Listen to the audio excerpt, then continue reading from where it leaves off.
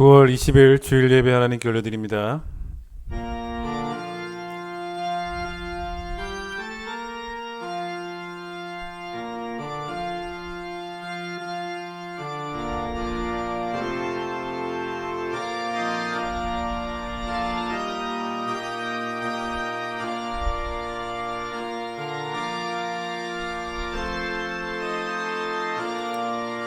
오직 여호와는 그 성전에 계시니 온 땅은 그 앞에서 잠잠할지니라. 기쁨으로 여호와를 섬기며 노래하면서 그의 앞에 나아갈지어다. 하나님은 영이시니 예배하는 자가 영과 진리로 예배할지니라.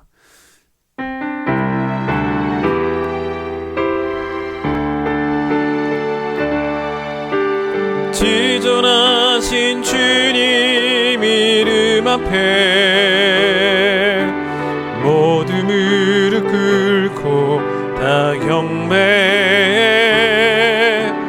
거룩하신 주님 보좌 앞에 엎드려 절하세. 예수는 그리스도, 예수는 주, 하나님의 영으로 경배드리리.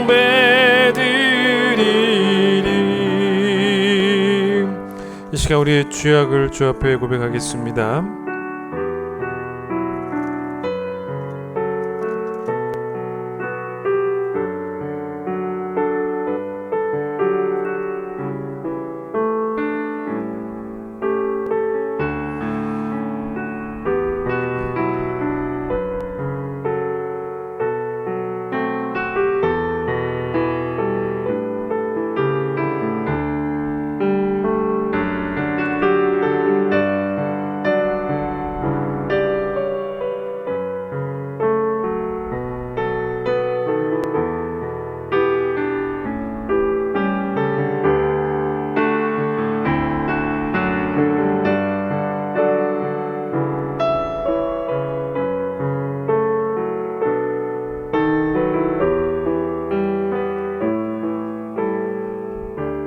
하나님이여, 주의 인자를 따라 내게 은혜를 베푸시고 주의 많은 긍휼을 따라 내 죄악을 지워주소서.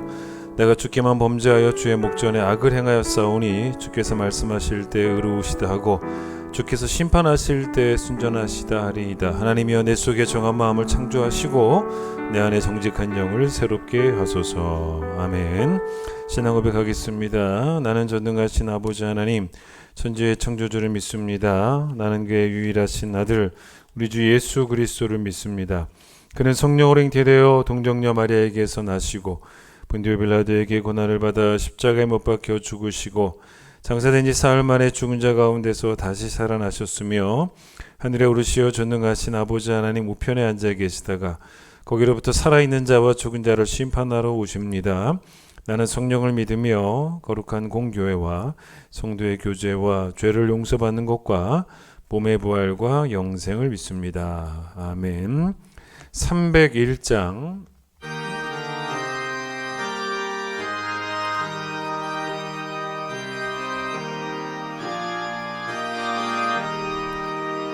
지금까지 지내온 것 주의 크신 은혜라.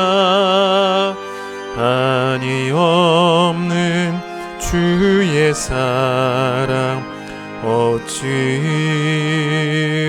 말하랴. 자나깨나 주의 손이 항상 살펴주시고 모든 일을 주 안에서 형통하게 하시네. 몸도 맘도 연약하나 새임마다 살았네. 물 붓듯이 부시는 주의 은혜 부족하다. 사랑 없는 거리에나 험한 산길에 맬 때 주의 손을 굳게 잡고 찬송하며 가리라. 주님 다시 배울 날이 날로 날로 다가와 무거운 짐 주께 맡겨 벗을 날도 멀잖네. 나를 위해 예비하신 고향 집에 돌아가 아버지의 품 안에서 영원토록 살리라. 고린도전서 15장 10절 우리 한 절 말씀만 읽도록 하겠습니다. 고린도전서 15장 10절 신약 282페이지 고린도전서 15장 10절 제가 읽도록 하겠습니다. 그러나 내가 나된 것은 하나님의 은혜로 된 것이니 내게 주신 그의 은혜가 헛되지 아니하여 내가 모든 사도보다 더 많이 수고하였으나 내가 한 것이 아니요 오직 나와 함께 하신 하나님의 은혜로라. 아멘. 오늘은 이강혜 권사님 기도십니다. 우주 만물을 창조하시고 운행하시고 유지하시는 전능하신 하나님 아버지, 감사와 찬송과 영광을 올려드립니다. 올 한 해는 유난히도 어려운 일들이 많았습니다. 코로나19라는 바이러스로 인한 재앙부터 긴 장마와 태풍까지도 우리들을 많이 힘들게 했습니다. 이 시대를 향한 하나님의 경고임을 깨닫게 하시고 이러한 징조들을 통하여 우리들의 삶이 성경적 연화를 돌아보며 회개하는 시간들이 되기를 소망합니다. 지금의 세상은 의인 10명이 없어서 멸망했던 소돔과 고모라 시대보다 더 악하고 타락해 보이는 시대입니다. 이러한 때에 빛과 소금의 역할을 감당하지 못하고 세상과 짝하며 살아왔던 저희들의 우매하고 아둔한 죄악을 회개하오니 용서하여 주시옵소서. 다툼과 증오, 미움과 탐욕을 버리고 사랑할 수 있는 그리스도인이 되기를 소망합니다. 이 세상을 살아가면서 재물에 소망을 두지 않게 하시고 하나님의 뜻인 선한 사업과 나눔을 실천하게 하시고 나눔을 통하여 얻어지는 진정한 기쁨과 행복을 누리며 천국에 많은 재물을 쌓는 지혜로운 청지기가 되도록 인도하여 주시옵소서. 어리석은 부자처럼 세상의 부와 명예에 뜻을 두지 않는 우리들이 되기를 기도합니다. 그동안 우리에게 베풀어 주신 하나님의 은혜와 사랑을 깨닫게 하시고 감사해야 할 조건들이 얼마나 많은지를 헤아리게 하시고 하나님께서 언제나 함께 하시고 지켜주심을 믿게 하시고 전능자이신 하나님을 바라볼 수 있는 믿음도 허락하여 주시옵소서.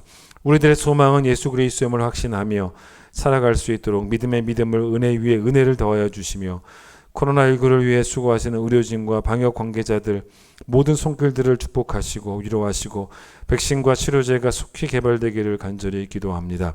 오늘도 영상 예배를 위해 애쓰시는 모든 손길들을 축복하시고 성전에서 예배드릴 수 있는 그날이 속히 오기를 기대하고 소망하며 말씀을 전하실 우리 김석환 목사님 성령의 인도하심으로 사역에 더욱 힘쓰시는 열정과 열심히 식지 않는 귀한 목자 되기를 간절히 기도합니다. 선포되는 말씀을 통하여 은혜 받게 하시고 하루하루를 살아가는데 큰 위로와 힘이 되게 하여 주실 줄 믿고 귀하신 예수님의 이름으로 기도하옵나이다. 아멘.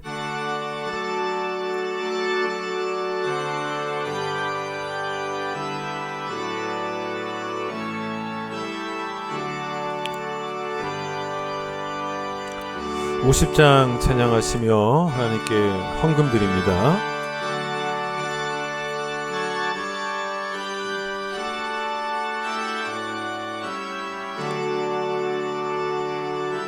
내게 있는 모든 것을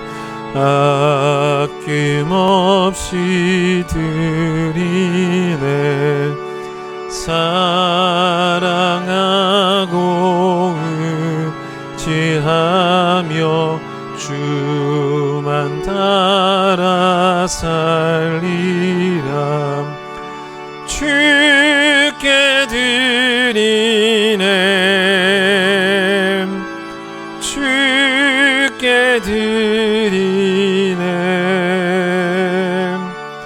사랑하는 그 주 앞에 모두 드리네 아멘. 하나님, 오늘 거룩한 주일입니다. 비록 온 성도들 교회 나오지 못하지만 각 가정을 성전 삼고 교회 삼아 예배할 때 그곳에도 진리의 성령이신 하나님께서 친히 임재하여 주셔서 정말로 그들의 마음을, 성도들의 마음을 말씀으로 터치하여 주시고 말씀으로 깨우쳐 주시고 또 말씀으로 새롭게 하여 주셔서 모든 성도들이 영과 진리로 영이신 하나님을 예배하는 귀한 예배 될 수 있도록 축복하여 주시옵소서. 우리의 삶이 그리스도인답게 탐심을 십자가에 못 박는 삶이 되게 하여 주시고 탐심이 아니고 자족하는 삶, 탐심이 아니고 베풀고 나누는 삶이 우리 성도들의 삶이 되어질 수 있도록 축복해 주시기를 간절히 소망합니다. 오늘도 주 앞에 나오며 귀한 예물 준비했습니다. 10의 1 하나님의 것임을 믿음으로 고백하며 내가 가지지 않고 하나님께 돌려드린 그 마음, 그 천한 청지기의 마음 주님께서 기억하여 주시고 축복하여 주시고 선교와 구제와 또 감사의 의미로 드린 모든 예물도 주님 받아주시며 이 예물이 우리가 하나님께로부터 모든 것을 받았음을 고백하는 우리의 신앙 간증이 되어질 수 있도록 축복해 주시기를 소망하며 많이 드리고 적게 드린 것의 문제가 아니고 헌금을 드릴 때마다 우리의 정성과 우리의 온 마음을 다 쏟아 담아 부어드릴 수 있는 그 믿음이 우리 모든 성도들의 믿음이 되어질 수 있도록 주님께서 축복하여 주시옵소서. 예수님의 이름으로 기도드립니다. 아멘. 계속 코로나 때문에 우리가 교회 모이지 못하고 있습니다. 여러분 가정을 교회 삼고 성전 삼아 예배 잘 드리시길 바라고 일단은 9월 마지막 주일까지는 저희가 비대면 예배를 드려야 됩니다. 빠르면 10월 첫째 주일부터 다시 성전에서 교회에서 예배를 드릴 수 있을 텐데 그렇게 되기를 꼭 기도해 주시길 바랍니다. 또 코로나가 또 상황이 안 좋아지면은 더 또 오랫동안 못 모일 수 있기 때문에 좀 코로나가 잠잠해져서 10월 첫째 주일에는 꼭 교회로 모일 수 있도록 여러분 기도해 주시기를 바랍니다. 찬양하겠습니다.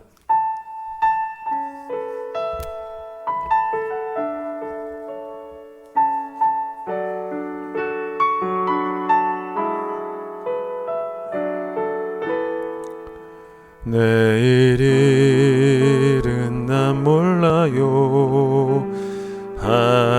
하루하루 살아요. 불행이나 요행함도 내 뜻대로 못해요. 험한 이 길 가고 가도 끝은 없고 고네요. 주님 예수 발레미사 내 손 잡아 주소서. 내일 일은 난 몰라요. 장래일도 몰라요. 아버지여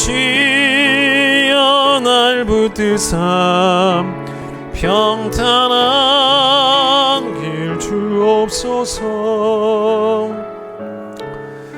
지난 주일에는 탐심을 십자가에 못 박는 그리스도인이라는 제목으로 말씀을 전했는데 오늘은 교만을 십자가에 못 박는 그리스도인이라는 제목입니다. 지난 주일 설교와 오늘 설교는 세트입니다. 그래서 오늘까지 해서 2주간의 설교를 좀 마무리하려고 하는데 그러니까 우리가 물론 십자가에 못 박아야 될 것들이 참 많아요. 근데 이제 하나님이 싫어하시는 것은 다 못 박아 죽여야 돼요. 근데 여러분 사실 이 사랑한다라는 것이 어떻게 생각하면 참 쉬운 건데 그걸 잘 못합니다. 어떤 연예인이 TV에 나와서 이런 말을 하더라고요. 부부간에 사랑하는 데 있어서 꼭 필요한 것이 뭘까 자기는 어떻게 생각하냐면 상대방이 좋아하는 것 10가지를 하는 것보다 싫어하는 것 한 가지를 안 하는 게 더 중요한 것 같다라는 그런 이야기를 어떤 연예인이 하는 걸 제가 들은 적이 있습니다. 하나님을 사랑한다고 우리가 뭐 말은 잘 하는데 행동은 하나님이 싫어하는 거 다 하면서 사랑한다고 말하면 그게 이중적이고 위선적이고 진짜 말로만 입으로만 신앙생활 다 하는 거죠. 그 말이 안 되잖아요. 지난주는 성경에 하나님이 무엇을 싫어하신다고 나와 있다고 말씀드린 거냐면 하나님이 탐심을 싫어한다라는 그걸 말씀을 드린 거예요. 그러면 여러분이 이제 말로만 하나님 사랑하지 마시고 탐심을 버리라는 겁니다. 그런데 성경에 또 어떤 말씀이 나오냐면 하나님이 탐심만큼 싫어하시는 게 있어요. 그게 바로 뭐냐면 우리의 교만입니다. 우리의 교만도 너무 싫어하신다는 거예요. 그래서 여러분 이게 성경에 여러 군데 나오지만 한 군데 예를 든다면 잠언 16장 5절에 이런 말씀이 나옵니다. 무릇 마음이 교만한 자를 여호와께서 미워하시나니. 미워하신다고 합니다. 근데 여기서 여러분 미워하신다는 단어, 이 단어의 원어가 타브라고 하는 동사입니다. 근데 여러분 이 타브라는 동사가 원래 어디에서 주로 많이 쓰였냐면 하나님이 우상 숭배를 미워하신다라고 할 때 그 우상 숭배 미워하신다고 할 때 이 타브라는 동사를 자주 씁니다. 그런데 여러분 이게 이제 무슨 말이냐면 여러분이 이제 성도인데 여러분의 삶 가운데 성도임에도 불구하고 여러분 삶에 우상 숭배가 있다. 여러분 얼마나 이게 끔찍합니까? 여러분 그래서 막 그 우상 숭배를 막 여러분이 미워하실 것이고 버리려고 했을 것이고 내 삶에 우상 숭배는 용납될 수가 없어. 여러분 그렇게 생각하고 있지 않겠습니까? 그런데 여러분 우상 숭배만큼 끔찍한 게 탐심이에요. 지난주에 설교죠. 그런데 여러분 우상 숭배만큼 끔찍한 게 또 뭔지 아세요? 교만이에요.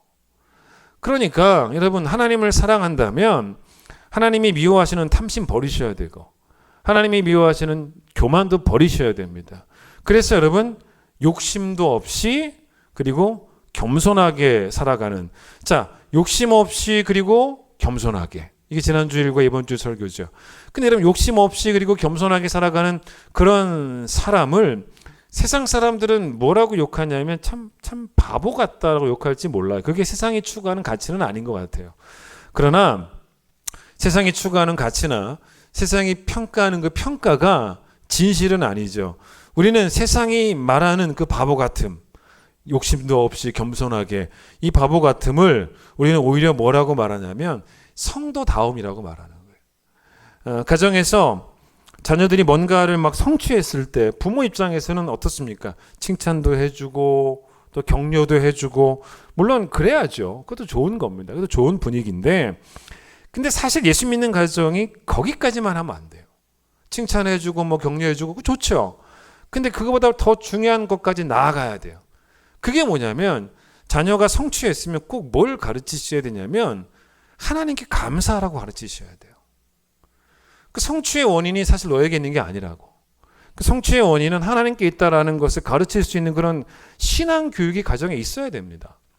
그러니까 교만한 자의 특징 가운데 이제 하나가 뭐냐면 교만한 자들은 내일 일을 자랑합니다. 오늘까지의 성취가 내일의 성취를 보장할 것이라고 하는 자신감이 있어요. 그런 사람들은. 근데 성경은 그렇게 말하지 않아요. 성경은 뭐라고 말하냐면 잠언 27장 1절에 이렇게 말합니다. 너는 내일 일을 자랑하지 말아라. 하루 동안에 무슨 일이 일어날는지 너가 알 수 없음이니라. 이렇게 말합니다. 이걸 또 여러분 이 야고보서에서는 여러분 성경은 이 내일에 대한 자랑을 아주 안 좋게 봅니다. 야고보서에서는 또 뭐라고 말하냐면 야고보서 4장 16절에서는 그 내일에 대한 자랑을 뭐라 그러냐면 허탄한 자랑이고 두 번째로는 악한 자랑이라고 말을 합니다. 그러니까 여러분 내가 어떤 계획을 가지고 있다는 것. 근데 여러분 내가 어떤 계획을 가지고 있다는 게 어떻게 생각하면은 그게 뭐가 문제가 되겠는가? 우리는 분명히 이렇게 반문할 수 있어요. 사람이 계획이 있어야지. 근데 오히려 성경은 그 계획이 있다라는 것을 내일 일을 자랑한다라는 것을 어떤 문제가 있다라고 지적을 하는 것이냐면 첫 번째는 내가 계획한 대로 하나님이 다 해주실 것이라고 하는 하나님에 대한 잘못된 믿음이 들어있다는 거예요. 또 두 번째 문제는 뭐냐면 하나님이 없는 계획도 문제가 된다는 거죠. 그러니까 하나님에 대한 잘못된 믿음도 문제지만 하나님이 아예 없는 계획도 문제가 된다는 것입니다. 왜냐하면 여러분 그동안의 모든 성취가 아무리 생각해봐도 다 내 성취인데 내일의 계획도 분명히 내 성취가 될 거라고 하는 그 교만에는 하나님이 없는 거예요. 결국 결국 뭐냐면 이거든 저거든 간에 결국 둘 다 내가 하나님의 자리에 있는 거죠. 두 개 다 내가 내 인생의 주인으로 살아가는 그런 삶을 말합니다. 따라서 하나님 자리에서 빨리 내려오는 게 신앙이고 또 내 인생의 주인 자리를 하나님께 빨리 넘겨드리는 게 그게 바로 급한 일이고 그게 신앙이거든요. 그래서 우리가 오늘 부르는 찬양도 내일일은 난 몰라요 하루하루 살아요. 여러분 이거 내일일은 난 몰라요 하루하루 살아요 이렇게 노래 부르면 찬양 부르면요 세상 사람들이 이렇게 들으면 진짜 우리를 한심하게 볼 거예요. 저런 계획도 없는 사람들 우리를 한심하게 볼 수도 있습니다. 그러나 이 찬양은 우리의 겸손을 고백하는 거예요. 우리 겸손 한심한 게 아니에요. 우리는 하나님이 아니라고 하는 그런 겸손을 고백하는 거예요. 지난주에 광야에서 이스라엘 백성의 문제를 생각해 봤죠. 근데 뭐가 문제였냐면 광야에서의 문제는 뭐였냐면 탐심이었습니다. 왜냐하면 메추라기를 쌓고 싶었단 말이에요. 만나를 쌓아놓고 싶었단 말입니다. 근데 이제 그게 안 되잖아요. 그래서 이제 광야에서 하나님께서 만나를 먹이시고 메추라기를 먹이실 때 일용할 양식으로 먹이셨기 때문에 그들도 일용할 양식만큼만 거둬야 되는 그러다 보니 광야에는 뭐가 없었냐면 제산이라는 개념 자체가 없었던 거잖아요. 그러니까 이 광야에서 이들이 갖고 있었던 이 목마름이 뭐였냐면 탐심이 안 채워지는 거예요. 왜냐하면 제산을 소유할 수가 없으니까. 근데 여러분 지난주는 광야의 문제였다면 사실은 이제 오늘은 광야의 문제라기보다는 가나안에서의 문제예요. 여러분 그리고 나서 가나안에 들어가지 않았습니까? 근데 가나안에서의 문제는 사실은 탐심의 문제도 있어요. 남아 있어요. 근데 탐심 플러스 또 뭐가 나오는 줄 아십니까? 교만의 문제까지 나오는 거예요. 그러니까 여러분 이 가나안은 재물이 생겼거든요. 그러니까 재물이 생기면 이때는요. 여러분 재물이 생긴다고 해서 탐심의 죄가 사라지는 건 아니에요. 그러니까 재물이 생기면 이제 죄가 두 가지가 되는 거예요. 그게 첫 번째가 뭐냐면 탐심이죠. 두 번째가 뭐냐면 바로 교만이에요. 그러니까 가나안에서는 교만도 아주 위험한 죄가 되기 시작한 거죠. 그러니까 전도서 5장 10절의 말씀은 탐심이에요. 탐심. 전도서 5장 10절에 뭐라고 나오냐면 은을 사랑하는 자는 은으로 만족함이 없고 풍부를 사랑하는 자는 소득으로 만족함이 없다. 그러니까 은으로 소득으로 만족이 안 된다는 것은 탐심이죠. 그러니까 가나안에서 재산을 가지게 되어도 탐심은 안 채워지는 거예요. 그런데 이것만의 문제가 아니고 적어도 광야에서는 교만할 만한 상황은 아니었죠. 근데 가나안은 이제 어떤 땅이 되냐면 교만의 땅도 돼버린 겁니다. 돈 좀 있다고 여러분 돈 좀 생겼다고 자기 잘난 맛에 사는 사람들이 드디어 가나안에 생기기 시작하는 거예요. 그래서 모세가 신명기 8장 13절 14절에서 당부를 하잖아요. 뭐라 그럽니까? 가나안에 들어갔을 때 경계해야 될 것 중에 하나를 뭐라고 보냐면 교만이라고 보는 거예요. 뭐라고 말합니까? 또 너의 소와 너의 양이 번성하여 너의 은금이 증식되며 너의 소유가 다 풍성하게 될 때에 너의 마음이 교만하여. 그러니까 돈 있다고 자기 잘난 맛에 사는 사람들 가운데는요. 여러분 성도도 많아요. 성도가 어느 날 좀 돈 벌었다고 얼마나 잘난 체를 하는지 이게 되게 비참하고 비통한 이야기죠. 그러니까 결국 뭐라고 여러분 디모데전서 6장 10절의 이야기가 정답이에요. 돈을 사랑함이 뭐라 그래요? 일만 악의 뿌리라고 하지 않습니까? 그런데 여러분 정확하게 말한 겁니다. 돈을 사랑하는 그 마음에서 어떤 지난주에는 뭐가 나온 거예요? 탐심의 죄가 나온 거잖아요. 근데 그것만 해결할 문제가 아니라니까요. 돈을 사랑하면 이번 주는 또 뭡니까? 교만의 죄까지 나오는 거예요. 열왕기상 20장에 보면 이 아람 왕 베나닷이라는 사람이 군대를 데리고 이 북이스라엘로 이렇게 쳐들어옵니다. 그래서 수도 이 사마리아를 포위를 해요. 그런데 이제 이 북이스라엘의 왕 그 당시 누구였냐면 아합이었는데 이 베나닷이 아합에게 엄포를 합니다. 막 그런 내용이 나와요.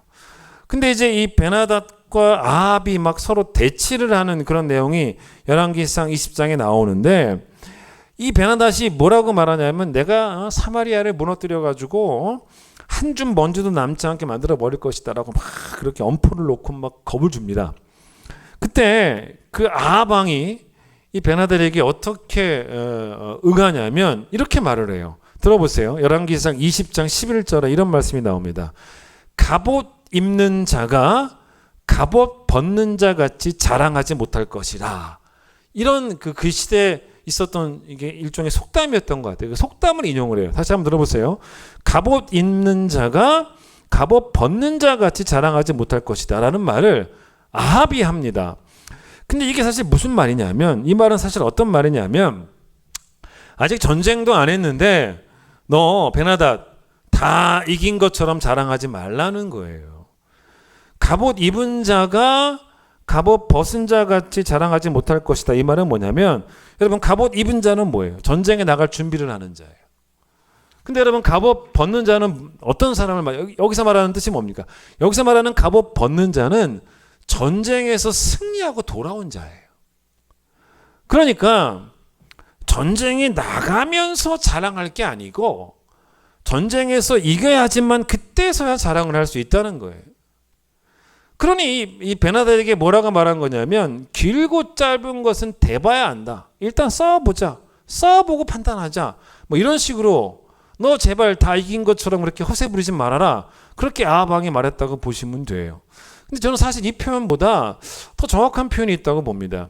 그게 어떤 표현이냐면, 갑옷을 입은 자, 갑옷을 벗은 자, 그 표현보다 훨씬 더 정확한 표현은 다윗이 했던 표현이라고 봐요. 다윗이 사무엘상 17장 47절에 보시면, 자, 다윗은 물론 이제 골리앗과 싸웁니다. 근데 물론 골리앗과 싸울 때 갑옷을 안 입었어요. 근데 여러분 다윗이 설령 갑옷을 입었다 해도 저는 어떤 생각이 드냐면, 다윗은 갑옷을 입을 때나 갑옷을 벗을 때나 시종일관 똑같은 자랑을 했을 거라는 거예요. 똑같은 자랑을. 그게 무슨 말이냐? 사무엘상 17장 47절에 다윗이 골리앗에게 하나님 자랑을 합니다. 자랑을 해요. 하나님 자랑을 합니다. 그 자랑이 뭔지 아십니까? 전쟁은 여호와께 속했다는 거예요. 그게 자랑이에요. 그러니까 겸손한 사람이었던 다윗의 고백이었습니다. 그래서 여러분 다윗이 골리앗과 싸울 때 지금 내가 홀로 싸우는 게 아니고 나와 함께 하시는 하나님이 싸운다라는 말을 한 거예요. 그게 전쟁은 하나님께 속했다라는 그런 고백을 합니다. 근데 이때 이제 물론 다윗은 갑옷을 입지 않았지만, 그 만약에 다윗이 갑옷을 입을 때 자랑을 했다면 뭐라고 자랑했겠습니까? 전쟁은 하나님께 속한 것이야. 갑옷을 벗으면서 뭐라고 자랑했겠습니까? 커봐라, 전쟁은 하나님께 속해 있잖아. 이렇게 말하지 않았겠습니까? 그래서 여러분, 전쟁은 하나님께 속했다라는 그 말을 다윗이 하기 전에, 그게 이제 사무엘상 17장 47절에 나오는데, 그 바로 앞에 46절에 다윗이 뭐라고 하는지 아세요? 이렇게 말합니다. 내가 오늘 여호와께서 너를 내 손에 넘기시고 내가 너를 쳐서 너의 목을 베고, 그래서 블레셋 군대의 시체를 오늘 공중의 새와 땅의 들짐승에게 주어서, 그 다음 들어보세요. 뭐라고 말하는지 아세요? 온 땅으로, 그다음 이렇게 말합니다. 이스라엘에 누가 있는 줄, 다윗이 있는 줄 알게 하겠다. 여러분, 이런 이야기는 아마 하려면 골리앗이 했겠죠. 우리 이 블레셋 땅에 골리앗이 있는 줄 알게 하겠다. 그런데 다윗은 그렇게 말하지 않아요. 온 땅으로 이스라엘에 내가 있는 줄 알게 하겠다. 그게 아니고 온 땅으로 이스라엘에 하나님이 계신 줄 알게 하겠다. 그렇게 말을 해요. 그러니까 이스라엘에 다윗과 같은 용맹한 군사가 있는 게 아니고 이스라엘에 만군의 여호와신 하나님이 계신다는 것을. 여러분, 이게 바로 뭡니까? 이게 바로 전쟁이 여호와께 속해 있다라고 고백했던 다윗의 겸손이었다는 거예요. 그걸 배우셔야 돼요. 여러분, 성경을 이렇게 읽어보시면 계속 강조하는 게 있습니다. 계속 강조하는 게 뭐냐면, 성경은 계속 뭐만 강조하냐면 하나님만 강조해요. 어떤 사람도 안 강조해요. 제가 여러분 다윗 이야기를 하는 이유도, 사실은 바울 이야기를 하는 이유도 사실은 다윗을 강조하는 게 아니에요. 바울을 강조하는 게 아닙니다. 다윗과 바울을 제가 왜 강조하냐면, 다윗과 바울은 하나님만 강조했다는 거예요. 그러니까 제가 이들을 강조하는 거예요. 그러니까 여러분, 성경은 주인공이 바로 누구냐면 하나님이에요. 성경의 주인공은 하나님이십니다. 성경은 하나님이 자기 이야기를 기록하신 게 바로 성경이에요. 그래서 하나님은 성경을 통해서 자기 자신만을 빛나게 하시도록 의도하시고 성경을 기록하신 것입니다. 그 예를 한 군데를 한번 들어보겠습니다. 사도행전 11장을 한번 펴보세요. 성경이 얼마나 철저하게 하나님 중심으로 기록되어 있는지를 한번 보자는 거죠. 성경은 하나님 중심으로 기록되어 있어요. 사람 중심이 아니에요. 자, 사도행전 11장을 보세요. 자, 여기 보시면 19절부터 한번 보세요. 19절에 소제목이 나오죠. 그 위에 뭐라고 말합니까? 안디옥 교회. 이 안디옥 교회는 예루살렘 교회가 처음으로 개척했던 또 선교를 위해서 거점으로 삼았던 이제 그런 교회였단 말이에요. 그런데 여러분 19절 20절이 뭐냐면 이 안디옥이라는 곳에 복음이 전파되어서 그 동네에 회심자가 생기는 그런 이야기예요. 그러다 보니까 이렇게 되다 보니까 이제 예루살렘 교회가 22절 보세요. 예루살렘 교회가 이 사람들의 소문을 듣고 안디옥에 있는 사람들의 소문을 듣고 그 교회가 막 생기려고 하니까 교회가 생기면 지도자가 필요하잖아요. 지도자가 필요해서 누구를 보내기로 결정하냐면 바나바를 먼저 보내려고 결정을 해서 바나바를 보내는 이야기가 바로 여기 나와요. 자, 근데 제가 이 본문을 여러분 성경의 중심은 하나님이라 그랬죠. 성경은 하나님이 계속 빛납니다. 철저하게 하나님 중심으로 기록이 되어 있어요.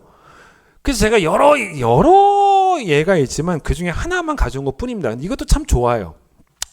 여기 보시면 19절과 20절에 제가 한번 읽어볼게요. 그때 스데반의 일로 일어난 환란으로 말미암아 흩어진 자들이 베니게와 구브로와 안디옥까지 이르러 유대인에게만 말씀을 전하는데 그 중에 구브로와 구레네 사람 몇 사람이 안디옥에 이르러 헬라인에게도 말하여 주 예수를 전파하니 라고 나옵니다.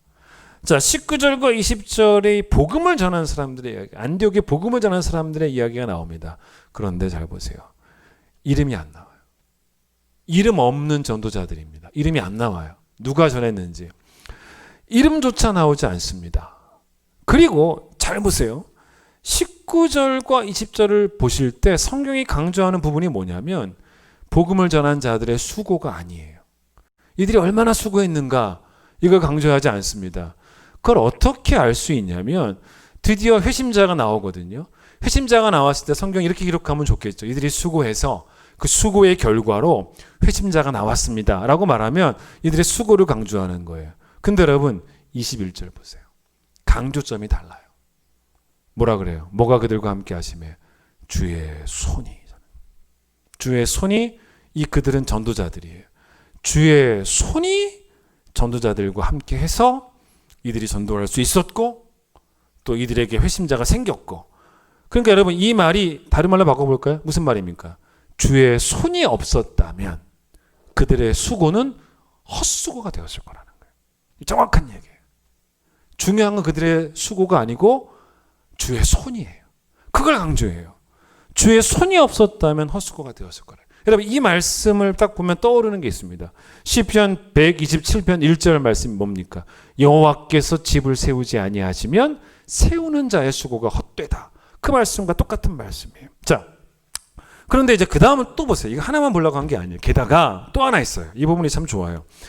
이 바나바가 이제 안디옥에 가서 소문을 듣고 간 거예요. 귀로만 듣고 가서 이제 눈으로 보게 된 거죠. 가서 보니 정말 막 부흥의 불길이 막 타오르고 있어요. 뭔가 될 것 같아요. 그래서 자기가 이제 귀로 들었던 것을 이제 직접 가서 눈으로 확인하게 됩니다. 그런데 제가 정말 좋아하는 표현이 23절이에요. 저는 이 표현이 너무너무 좋고 너무 정확하다고 봅니다. 뭘 보고 왔냐는 거예요. 바나바가 가서 뭘 봤습니까? 하나님의 은혜를 봤다는 거예요. 얼마나 정확합니까? 이게 여러분 이게 정확한 거예요. 어떤 누구도 강조하지 않습니다. 사람이 중심이 안 돼요. 이 말씀 하나를 기록하는 것에도 21절에서는 주의 손을 강조하고 23절에서는 하나님의 은혜를 강조합니다. 여러분 그러니까 저는 여기에서 뭘 또 읽어낼 수 있냐면 바나바의 신앙도 읽어냅니다. 바나바가 여러분 가서 하나님의 은혜를 볼 수 있었다는 것은 아무나 볼 수 있는 게 아닙니다. 누가 볼 수 있냐면 신앙관이 정확해야 돼요. 그 신앙관으로 보는 거예요. 그 신앙관이 보는 관점이에요. 그러니까 여러분 바나바의 신앙과는 그것을 그렇게 보게 만들었다는 것입니다. 바나바의 신앙과는 복음 전한 사람들에게 수고했다고 말해주고 회심자들에게 진짜 대단한 일을 했구나, 믿게 되다니 대단한 일을 하게 됐구나, 대단한 일을 했구나라고 칭찬하는 그런 신앙관이 사실은 아니었어요. 그의 신앙관은 수고한 자들에게 수고했다, 믿게 된 자들에게 대단한 일을 했다, 그게 신앙관이 아니었고, 그의 신앙관으로 안디옥을 바라보니 그의 눈에 보이는 것은 하나님의 은혜밖에 없었어요. 정말로 하나님의 은혜밖에 안 보이는 그런 것이 그의 신앙관이었다. 철저하게 하나님 중심의 기록이고, 또 바나바의 신앙도 우리가 본받아야 된다는 것입니다. 여러분과 저는 하나님 눈에 귀하고 소중한 존재 맞죠? 그러나 여러분과 제가 하나님 눈에 귀하고 소중한 존재이지만 대단한 존재는 아니에요. 다른 이야기죠. 청년의 때의 창조자를 기억하라라는 말씀이 전도서 12장 1절에 나옵니다. 근데 이 말씀이 저는 또 왜 나오냐면, 어쩌면 가장 교만할 수 있을 때가 청년의 때일 수도 있다라는 의미도 담아낸 것 같아요. 그래봐야 너가 청년이어서 지금 잘 나가냐? 그래봐야 너는 피조물이라는 거예요. 청년의 때 왜 자꾸 피조물이라는 것을 잊냐는 겁니다. 마치 창조자가 없이도 스스로 존재할 수 존재했던 것처럼 자기 잘난 맛에 사는 그런 때가 청년의 때일 수 있다는 거죠. 여러분, 그러니까 우리 교회 봐도 이 청년의 때 교회를 떠나서, 교회를 등져서 하나님을 떠난 자녀들 때문에 마음 아파하는 부모님들이 많이 계세요.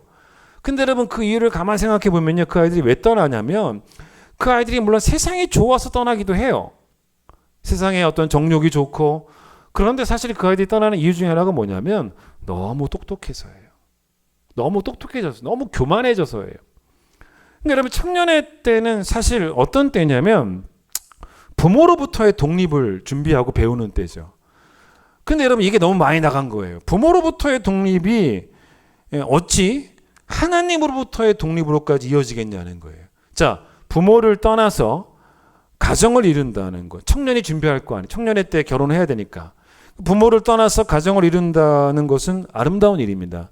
근데 여러분, 결혼을 해서 부모 없이 새로운 가정을 이루는 거는 맞는 이야기예요. 그런데 아무리 결혼을 해도, 아무리 새 가정을 이뤄도 청년의 때 하나님을 잃어버리면 결혼하면요, 하나님 없는 새 가정을 이루어요. 그게 얼마나 안타까운 이야기입니까? 그래서 제가 이렇게 봐도요, 우리 교회도 그렇지만 이 젊은 부부들 가운데 아직 자아가 깨지지 않은 그런 부부들도 꽤 많은 거예요. 젊은 부부가 더, 특히 나이 드신 분들보다 젊은 부부들이 더 많이 그런 것 같아요. 성경을 읽다가 예전에는 별 생각 없이 제가 읽었는데, 이번에 말씀을 또 준비하면서 성경을 읽다 보니까 새로운 깨달음을 주신 말씀이 하나 있었어요. 그게 바로 뭐냐면, 아브라함이 하나님께 기도할 때 표현입니다. 자기 자신을 뭐라고 표현하냐면, 기도할 때 아주 되게 비참하게 표현을 합니다. 뭐라고 표현합니까? 창세기 18장에 이렇게 기도하는 부분이 나오고, 하나님께 소돔을 좀 멸하지 말라라고 간청하는 기도 내용인데, 그때 27절에, 창세기 18장 27절에 자기를 뭐라고 표현하냐면, 하나님, 나는 티끌이나 재와 같사오니, 나는 티끌이나 재와 같사오나 감히 주께 아뢰입니다 라고 말을 합니다. 그러니까 자기를 뭐로 표현하냐면 티끌과 재로 표현을 해요. 여러분, 티끌이 뭡니까? 먼지예요. 그러니까 이 아브라함이 하나님 앞에서 자기를 뭐라고 말하냐면 먼지 같은 존재라고 말하는 겁니다. 여러분, 이게 무슨 말인지 아십니까? 하나님 눈에 아브라함은 대단하지 않다는 거예요. 맞아요. 하나님 눈에 아브라함은 귀하죠. 귀합니다. 존귀합니다. 그러나 대단하지는 않다는 거예요. 그걸 알아요. 그래서 티끌 같다라는 표현을 합니다. 근데 저는 예전에 별로 이걸 이렇게 생각 없이 읽었는데, 이번에 말씀을 준비하다 이렇게 성경을 읽다 보니까 어떤 말씀이 나왔냐면, 이게 어쩌면 앞에서 아브라함이 하나님께 들었던 그 표현을 인용한 것 같다라는 생각이 드는 거예요. 왜냐하면 창세기 13장 16절에 하나님께서 아브라함에게 복을 약속해요. 너에게 복을 주겠다. 근데 그때 뭐라고 약속하시냐면, 내가 너의 자손을 아세요? 땅의 뭐처럼? 티끌처럼 되게 하겠다라는 말씀하십니다. 근데 여러분, 이게 뭔지 아십니까? 하나님이 아브라함의 자손과 아브라함을 소중하게 보시고 귀하게 보시니까 티끌처럼 많아지게 하시겠다는 거예요. 많아지게 하시겠다는 것은 소중하다는 거예요. 소중하니까 그 백성들을 그 자손들을 후손들을 많아지게 하시겠다는 거죠. 그러나 아무리 많아져도 티끌이라는 거예요. 아무리 많아져도 우리의 존재는 하나님 앞에서 아브라함의 후손들이든 우리든 간에 대단한 존재는 아니라는 거예요. 티끌밖에 안 된다는 거예요. 그러니 그걸 아브라함이 알기 때문에 아마 그렇기 때문에 그 단어가 기억났기 때문에 창세기 18장에서 기도할 때도 하나님 나는 티끌입니다 고백하지 않을까라고 저는 그런 생각이 들더라고요. 여러분 내가 누구인지를 알아야죠.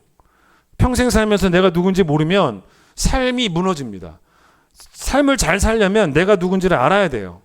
그런데 여러분 내가 누군지를 아는 그것은 내가 누군지는 나의 능력 안에서 발견되어지는 게 아닙니다. 하나님 보시기에 우리가 귀한 존재인 것이지 대단한 존재가 아니라는 것. 그게 무슨 말이냐면 내가 누군지를 내 능력 안에서 발견하게 되고 확인하게 되면요. 그건 그대로 고스란히 뭐가 되냐면 교만이 돼요. 그러나 내가 누구인지를 하나님의 사랑 안에서 확인하게 되면요. 티끌 같은 나를 존귀하게 보시는 하나님. 그 뭘 낳습니까? 겸손한 마음을 잃어버릴 수가 없는 거예요. 교만한 마음이 생기지를 않는 거예요. 우치무라 간조라는 분이 이런 말을 했어요. 여러분 이분이 말을 잘 만들어냈어요. 들어보세요. 이해를 한번 해보세요. 내가 아직도 약한 것은 내가 너무 강하기 때문입니다. 다시 한번 들어보세요. 내가 아직도 약한 것은 내가 너무 강하기 때문입니다. 여러분 이 말이 왜 나오는지 아십니까? 저는 이 말은 이 우츠무라 간조가 고린도후서 12장 10절을 뒤집은 거예요. 고린도후서 12장 10절을 뒤집게 되면 위기라는 거예요. 위기. 여러분 고린도서 12장 12절을 뒤집으면 어떤 말이 나오는지 아십니까? 내가 아직도 약한 것은 내가 너무 강하기 때문입니다. 이게 나오는 거예요. 근데 원래는 이게 아닙니다. 여러분 고린도서 12장 10절이 뭐예요? 내가 약한 그때에 이게 먼저예요. 내가 약한 그때의 강함이라 이게 진짜예요. 근데 우리는 오히려 거꾸로 살아가고 있어요.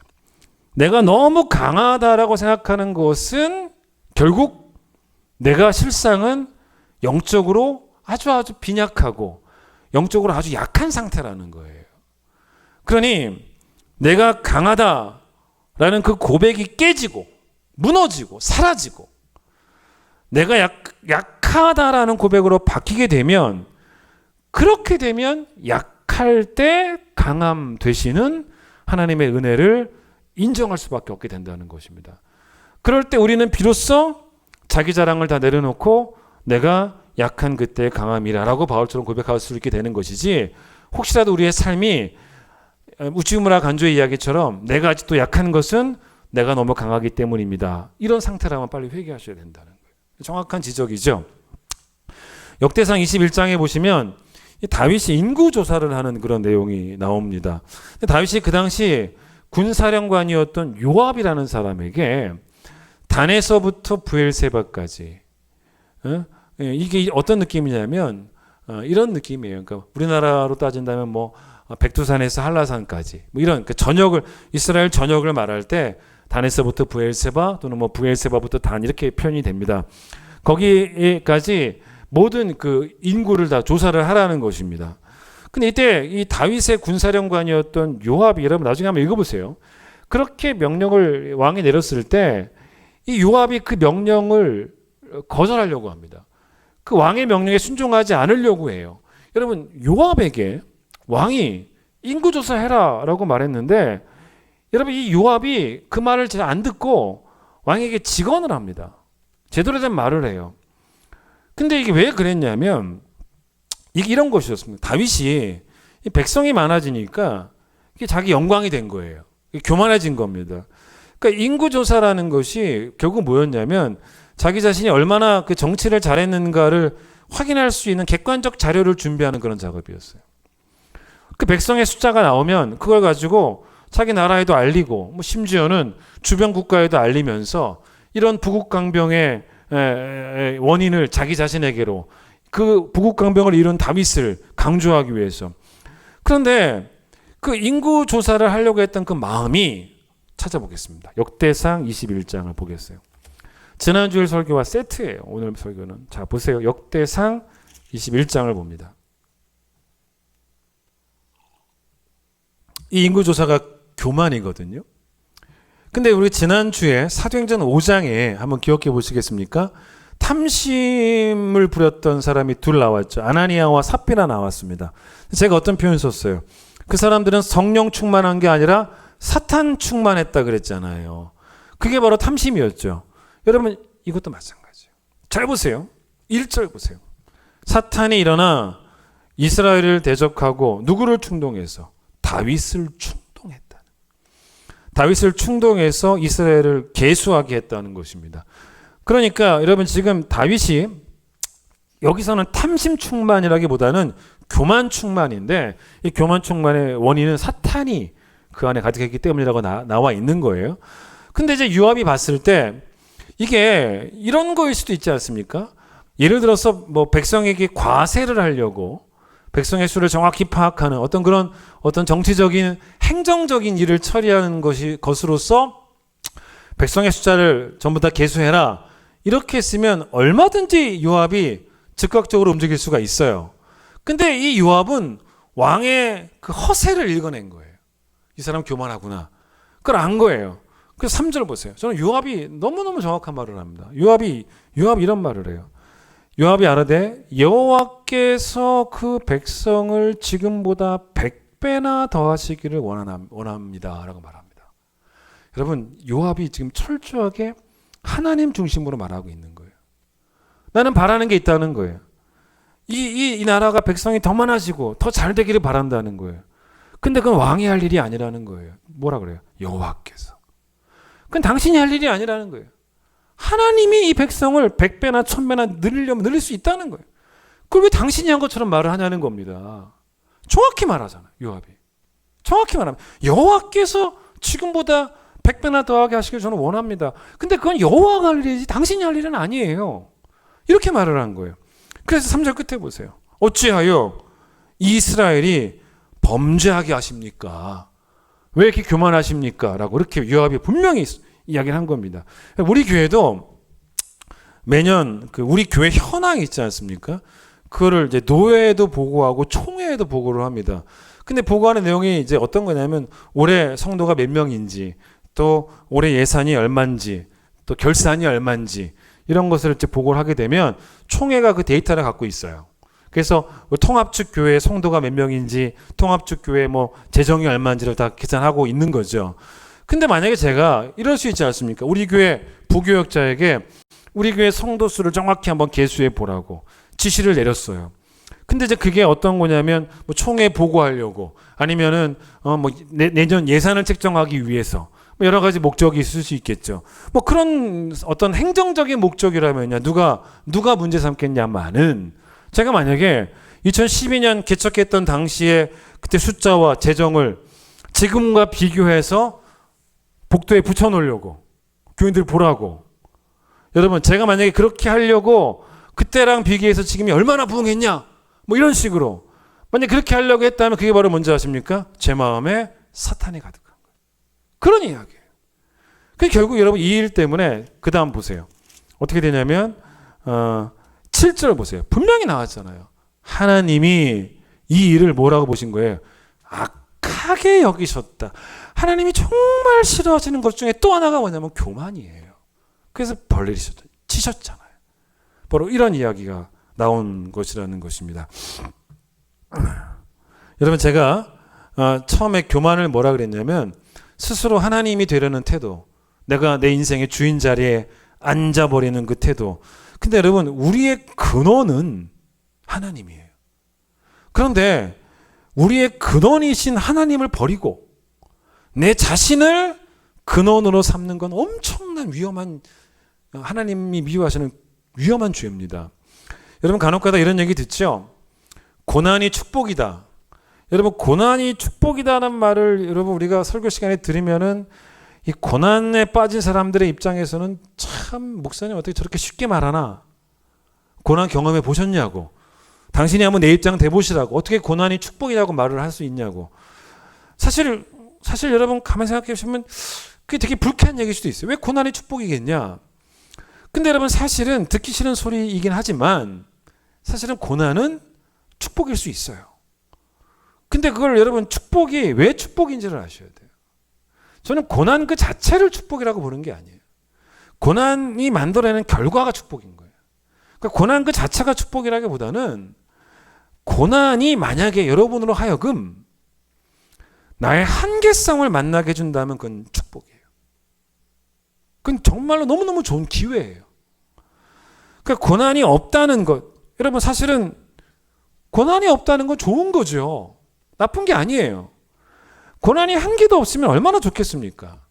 그런데 고난이 없어서 교만해진다면 고난이 없는 건 좋은 게 아니라는 거예요.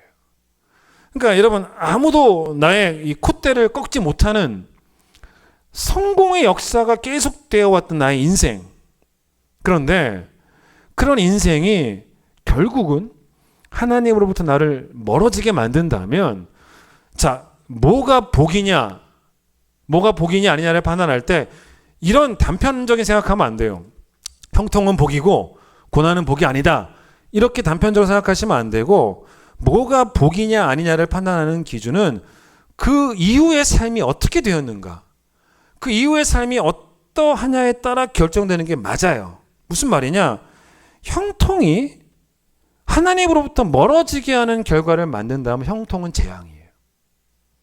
그러나 고난이 나를 하나님께로 돌아가게 만든다면 고난은 복입니다. 여러분 세상은 나의 성공을 보기만을 원해요. 그러나 성도는 세상 사람들의 그 흐름에 빠지지 말고 제발 나의 성공만을 먼저 보기 원하지 마시고 성도라면 나의 한계를 먼저 보셔야 돼요. 그게 맞습니다. 그걸 못 보다가 고난을 통해서 결국 보게 됐다면 그러면 고난도 축복인 거예요. 간혹 가다가 이 사기꾼들을 만나지 않습니까? 나를 속이는 사람들이죠. 괘씸해요. 그런데 여러분 사실 남이 나를 속이는 문제만 문제가 아닙니다. 더 심각한 문제가 있어요. 내가 나를 속이는 거예요. 내가 나를 속이는 게 더 문제입니다. 남이 나를 속이면 그냥 당하면 돼요. 근데 여러분 교만은 내가 나를 속이는 거예요. 이건 당하면 안 돼요. 내 실상은 그 정도가 아닌데 나를 정말로 그 정도라고 믿는 게 결국 나를 속이는 거 아니겠습니까? 그러니 여러분 교만과 동의어는 자기 자랑이죠. 그러나 교만과 동의어는 또 뭔지 아세요? 자기 기만이에요. 자기 기만. 자, 제가 지금 말씀한 것들을 읽어드릴 텐데 한번 들어보세요. 제가 말씀한 것들 읽어드리면서 다 읽지는 않을 거예요. 제가 앞부분을 빼먹고 읽을 건데 앞부분은 좀 이따 같이 확인해 보겠습니다. 들어보세요. 고린도전서 3장 18절인데 들어보세요. 너희 중에 누구든지 이 세상에서 지혜 있는 줄로 생각하거든 어리석은 자가 되라. 그리하여야 지혜로운 자가 되리라. 라는 이야기를 제가 읽어드렸습니다. 자, 제가 안 읽은 부분이 있어요. 다시 한번 들어보세요. 너희 중에 누구든지 이 세상에서 지혜 있는 줄로 생각하거든 어리석은 자가 되라. 그리하여야 지혜로운 자가 되리라. 근데 너가 지혜롭다라고 말하지 않고 지혜 있는 줄로 생각하고 있다라고 말하고 있지 않습니까? 지혜가 없는데 이 말씀 앞에 제가 안 읽은 게 있어요. 찾아보겠습니다. 고린도전서 3장 18절 보세요. 이게 바로 교만의 원인이에요. 고린도전서 3장 18절. 자, 제가 안 읽은 부분이 뭡니까? 뭐라고 하나요? 아무도 뭐하지 말아라? 자기를 속이지 말아라. 그래요. 그러니까 여러분 이 교만과 동의어는 뭐냐면 자기 기만이에요. 자기 기만. 자기한테 속는 거예요. 자기한테 완전히 속아버리는 거예요. 여러분 우리가 오늘 설교를 제가 이 성도는 교만해서는 안 된다라는 이야기를 하고 있는데 우리가 늘 누구와 날 비교하냐면 사실은 이제 너와 날 비교하지 않습니까? 그러다 보니까 이게 어떤 거냐면 내가 너보다 능력도 많아 보이고 너보다 내가 돈도 많고 심지어는 내가 너보다 더 영적으로도 깨끗하고 근데 여러분 이게 사실은 자기 기만인데 이렇게 교만해지는 이유가 뭔지 아십니까? 여러분 요걸 마지막으로 한번 기억해 보세요. 이렇게 교만해지는 이유가 뭐냐면 우리가 자꾸 남에 대한 지식만 가지고 있는 거예요. 그 불완전한 지식. 그런데 내가 아는 한 이거예요. 내가 아는 한 저 사람은 나보다 뭐 더하든지 아니면 덜하든지 뭐 이런 거예요. 내가 아는 한 저 사람은 나보다 더 낫든지 더 못하든지 뭐 더 낫다 그러면 열등감, 더 못하다 그러면 뭐 교만 이렇게 생기겠죠. 그래서 여러분 이 교만은 되게 경쟁적이잖아요. 그런데 여러분 깔뱅이 기독교 강의에서 이렇게 말하지 않아요. 제발 정신 차리라는 거예요. 뭐라고 말하냐면 우리 자신에 관한 지식은 남에 관한 지식에 근거하면 안 된다는 거예요.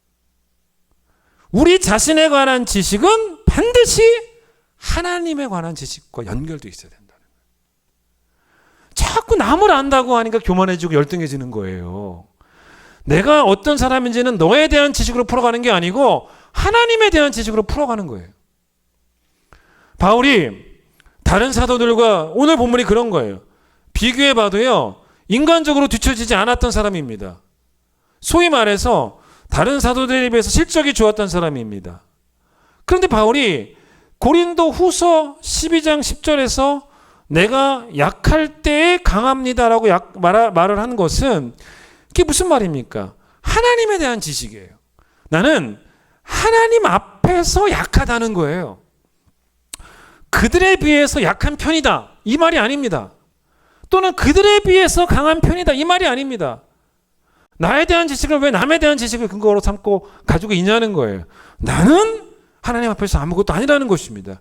그게 나에 대한 지식이에요. 그게 바른 평가고 바른 지식입니다. 여러분 다른 사람들이 여러분에 대해서 다른 사람들이 여러분에 관해서 가지고 있는 지식에 연연하지 마세요. 여러분이 다른 사람에 대해서 가지고 있는 지식도 중요한 게 아니고 다른 사람들이 여러분을 어떻게 평가를 내리든지 간에 그 평가 속에서 여러분을 발견하시면 안 돼요. 그 평가가 나쁜 평가든 아니면 좋은 평가든 그게 나빠도 좋아도 거기에 매몰되어 있으면요. 그 평가가 내 영혼에 독이 됩니다. 저는요. 오늘 본문에서 바울이 아주 좋은 평가를 받았다라는 단서를 하나 얻습니다. 다시 한번 보세요. 본문 고린도전서 15장. 바울이 사람들에게 좋은 평가를 받았다는 단서가 있어요. 그게 뭔지 아십니까? 내가 나된 것은 하나님의 은혜인데 그 뒤에 보세요. 내가 다른 사람 사도들보다 더 많이 뭐 했다는 거예요? 수고했다는 거예요. 저는 이게 자기 이야기일 수도 있겠지만 이거는 굳이 꼭 자기 이야기만 같지는 않다는 것입니다. 아마도 많은 사람들이 바울에 대해서 좋은 평가를 내려준 거죠. 거기에 묻히지 않는 거예요. 다른 사람들이 뭐라 그랬겠습니까? 당신 다른 사도들보다 더 많이 수고하고 있어. 근데 그게 다른 사람들이 바울에 대해서 가지고 있는 지식이에요. 그 지식은 온전한 게 아닙니다. 바울은 그게 중요한 게 아니고 자기가 하나님에 대한 지식이 온전해지기 원했다는 것입니다. 그게 뭐냐면 모든 것은 하나님의 은혜가 이룬다는 것이 그가 가지고 있는 하나님에 대한 지식이었어요. 그 지식이 있는 바울에게는 나의 나됨을 말할 때 감히 나의 수고를 말할 수 있는 무모한 용기가 없었다는 거예요. 오늘 본문에 거기 보세요. 중간에 내게 주신 그의 은혜가 뭐하지 않았다 그럽니까? 헛되지 않았다라는 고백이 나옵니다. 우리 교회 그 미화 부장님이신 이진숙 집사님이 교회 화분 관리를 잘해요. 근데 교회 얼마 전에 화분 이제 물 들어왔다가 저에게 물어보는 거예요. 목사님 집 화분 잘 자라고 있냐고. 또 그런 난감한 질문을 하는 거예요. 그래서 이제 그냥 그렇다 그러니까 뭐라고 얘기하냐. 목사님 너무 물을 자주 주고 많이 줘도 안 된다는 거예요. 그러면 잘 안 자란다. 이제 그분은 제가 존경하는 전문가니까 그냥 그 말을 다 믿으려고 해요. 무슨 말입니까? 화분에게 충분한 물이 아니고 지나친 물을 주는 것은 결국은 뭐냐면 낭비되는 물이고 결국은 화분을 죽게 하는 물이에요. 그런데 잘 보세요. 하나님의 은혜는 너무 지나쳐서 헛되게 낭비되는 그런 은혜가 한 개도 없다는 거예요. 샘이 차고 넘쳐서 버려지는 물은 있을 수 있죠. 그러나 내게 주시는 모든 하나님의 은혜의 샘물은 내게 정확히 필요한 만큼의 맞춤형 은혜예요. 그리고 그 은혜들은 모두 다 고스란히 뭐가 되는지 아세요? 나의 나됨이 돼요. 하나님은 내게 딱 필요한 만큼만 어떤 은혜도 헛되지 않게끔 그 모든 은혜가 전부 다 나의 나됨이 되게끔 그렇게 주신다는 거예요. 지난주에 모세가 하나님에게 하나님 이렇게 어떻게 많은 사람들을 다 먹일 수 있습니까? 지금 보행자가 60만 명인데 어떻게 다 먹일 수 있겠습니까? 라고 물어봤을 때 하나님이 이렇게 말씀하셨죠. 나의 손이 짧으냐. 여러분 이 말씀을 기억하세요. 내 인생이 과연 하나님만으로 충분하겠는가? 하나님만으로 다 되겠는가? 하나님의 은혜로 충분하겠는가? 그런 마음이 자꾸 깃든다면 이 말씀 보셔야 돼요. 오늘 본문 말씀. 그래서 정말로 자꾸 불안해진다면 문제는 뭐냐면 그 불안한 만큼이 뭐가 되는지 아세요? 그 불안한 만큼이 뭐가 되냐면 우상 숭배가 되는 거예요. 그 불안함을 채우려고 다른 걸 찾습니다. 심지어는 다른 걸 찾다가 티끌 같은 나 자신까지도 붙잡는 교만이 깃듭니다. 여러분, 하나님의 은혜는 나의 나됨을 이루기에 짧지 않고 충분히 길어요. 하나님의 은혜는 나의 나됨을 이루기에 좁지 않고 충분히 넓습니다. 하나님의 은혜는 나의 나됨을 이루시기에 얕지 않고 충분히 깊습니다. 하나님의 은혜는 나의 나됨을 이루시기에 절대로 낮지 않고 충분히 높습니다. 따라서 탐심을 십자가에 못 박으시고 주신 은혜에 만족하는 자가 되시고 교만을 십자가에 못 박으셔서 주신 분을 하나님만으로 인정하는 겸손한 자가 되셔서 욕심 없이 그리고 겸손하게 이것이 여러분의 인생의 슬로건이 되시고 여러분의 인생의 아름다움이 되시는 우리 귀한 성도들 되시기를 간절히 축원드리겠습니다. 찬양하겠습니다.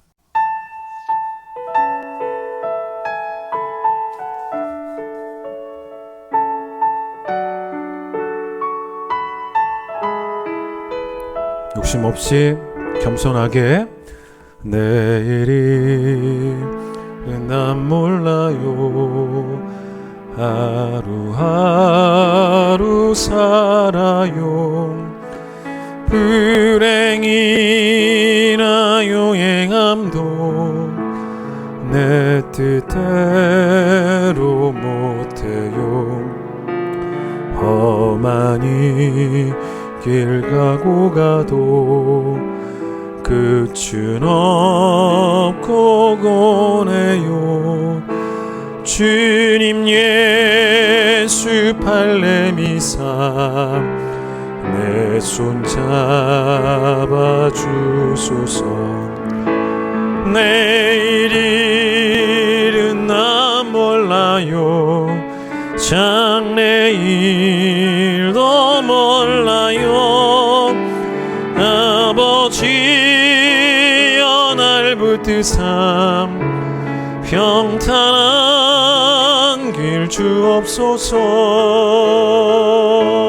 좁은 이 길 진리의 길 좁은 이 길 진리의 길 주님 가신 그의 길 힘이 들고 어려워도 찬송하며 갑니다 성령이여 그 음성을 항상 들려주소서 내 마음은 정했어요 변치 않게 하소서 내일은 나 몰라요 장래일도 몰라요 아버지여 주신 소 불과 같은 성령이여 내 맘에 항상 계시오 불과 같은 성령이여 내 맘에 항상 계셔 천국 가는 그날까지 주여 내일은 난 몰라요 장래일도 난 몰라요 내일은 난 몰라요 장래일도 몰라요 아버지여 날 붙드사 평탄한 길 주옵소서. 내일을 모르겠다고 고백하는 것이 세상 사람들이 보기에는 바보 같아 볼지 모르겠지만 이것은 우리가 겸손하고자 하는 바람입니다. 하나님, 우리가 하나님을 근원으로 삼아 살아가는 사람들인데 혹시나 나를 근원으로 삼고 그렇게 살며 살아가지는 않았는지, 뭔가 하나님의 은혜로는 충분하지 않을 것 같아서 나의 나됨을 이루기 위한 그 불안한 마음들을 다른 것들로 채워가며 하나님이 아닌 다른 것들이 내 삶의 우상이 되고 심지어는 티끌 같은 나를 붙잡는 그 교만이 내게 있지 않았는지, 하나님, 내가 약할 때 가장 강하다라는 그 고백을 우리가 잊지 않게 되기를 간절히 소망합니다. 내가 강한 줄 알기에, 내 스스로 강한 줄 알기에 우리는 평생 약하게 살아가는 것입니다. 그게 아닙니다. 하나님의 은혜는 정말로 낭비되는 은혜 없이 내게 부어주시는 만큼 모두 다 나의 나됨을 이뤄내시는 완전한 은혜입니다. 하나님, 성경은 하나님이 중심이 되어 기록되어 있는 하나님이 주인공인 책인 것처럼 우리의 삶의 주인공이 하나님이 되고 우리의 삶의 주인 자리를 하나님께 넘겨드리고 내가 하나님 되지 말게 하여 주시고 평생 겸손하게 주신 분을 하나님으로 인정하고 평생 만족하며 주신 대로 욕심 없이 살아가는, 그렇게 욕심 없이 그리고 겸손하게 살아가는 인생이 우리 모두의 인생이 되게 하여 주시옵소서. 이제 예수님의 놀라우신 은혜와 하나님의 사랑과 성령의 역사하심이 탐심을 또 교만을 십자가에 못 박고 정말로 욕심 없이 겸손하게 살기를 소망하는 우리 모든 성도들 위해 함께 하시길 간절히 축원하옵나이다. 아멘.